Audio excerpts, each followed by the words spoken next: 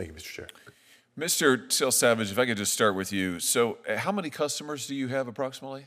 Between 14 and 15 million customers. Between 14 to 15 million. I think you told Senator Britt just a minute ago that a goodly number of those are minors. Is that correct?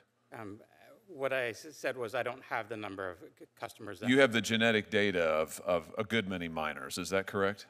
We have genetic data for a particular number of minors, and I will be happy to provide. People under the age of 18. Is that correct? That is how I'm defining a minor. So they give your customers, I just want to make sure I understand your business model. Your customers give you their genetic information for you to run various tests on. Is that right? Yes, that is correct. And I mean, that's pretty sensitive stuff, isn't it? Somebody's genetic information. Is there anything more personal than that? I would agree with you, Senator, that genetic data is sensitive information. And so now you're just going to sell all of it? 15 million people, bunches of kids, maybe millions.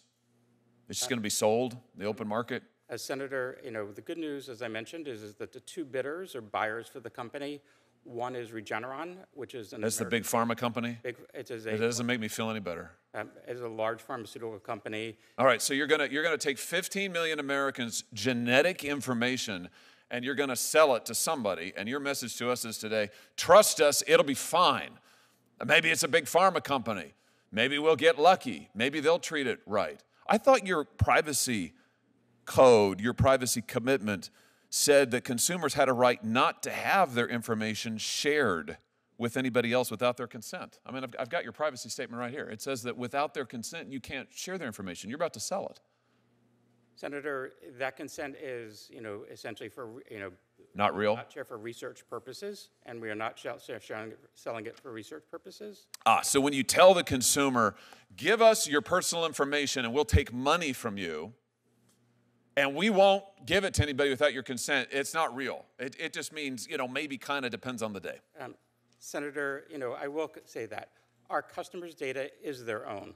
They have the right at all times to access that information. They can edit it. Well, sure they can, but you're about to sell it to who knows who. They can't control it. You said to Senator Moody that consumers have complete control of their data. Complete.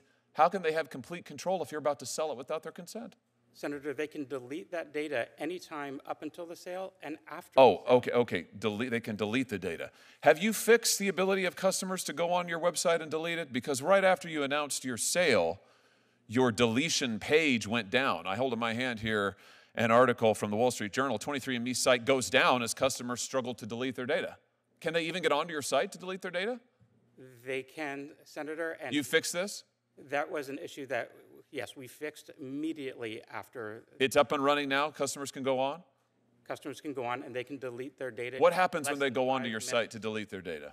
When a customer logs into their account at 23andMe, they go to their settings page, and there's a section there where just click delete my data.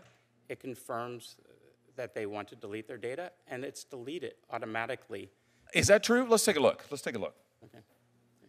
When they go onto your page, they get an opportunity. It says permanently delete the data. So they click the button that says permanently delete the data, and then they get a notification that says your account is no longer accessible. How do they know if they can't access their account anymore? How do they know their data's been deleted? Because we send them a notification that their information has been deleted. You send it once, and how long does that take? Our policies state that we will delete their data within 30 days, and in most cases, it is automatic and happens much quickly. And when you delete it, it's deleted. It's gone forever. All the genetic data is deleted forever, and yes. Really? Because that's not what your privacy statement says in the fine print. Let's read it.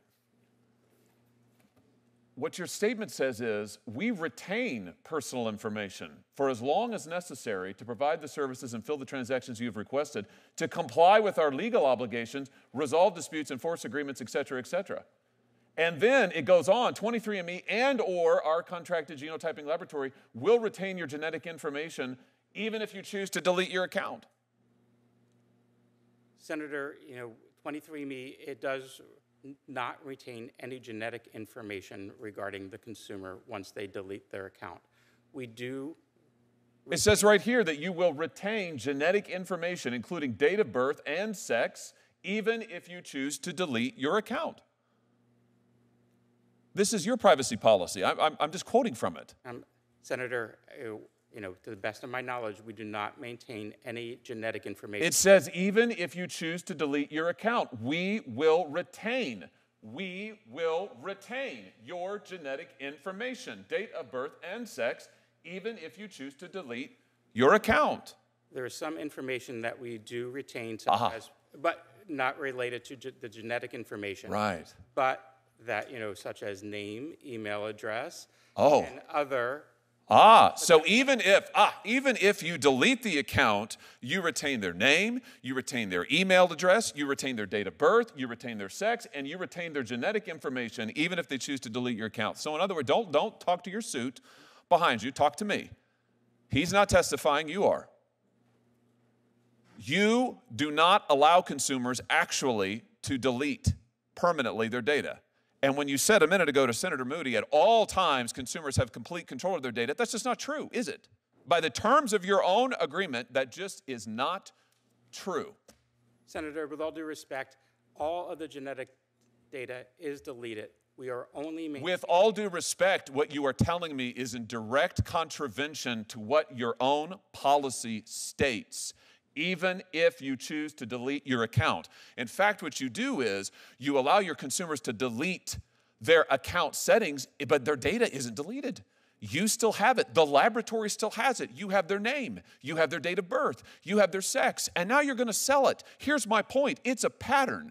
Your consumers actually aren't in control of anything. You are. You control their data. You control their genetic information. Now you're about to sell it. You promise them, we won't ever sell it without your consent, but you're doing it. You promise them we'll allow you to delete it, but you don't.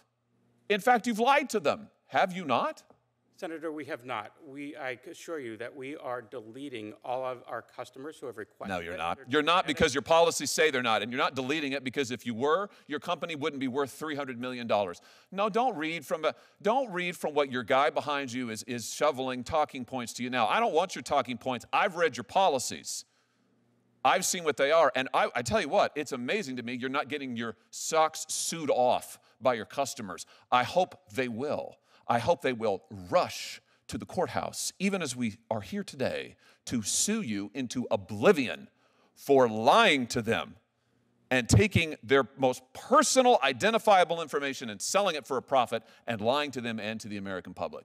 Quite frankly, Mr. Selsavage, what you're doing here has all kinds of implications, national security implications, all of it, but nothing is worse than taking the personal, identifiable information of American consumers and keeping it and lying to them about it while you make a huge profit off of it. It's unbelievable to me. It's absolutely unbelievable.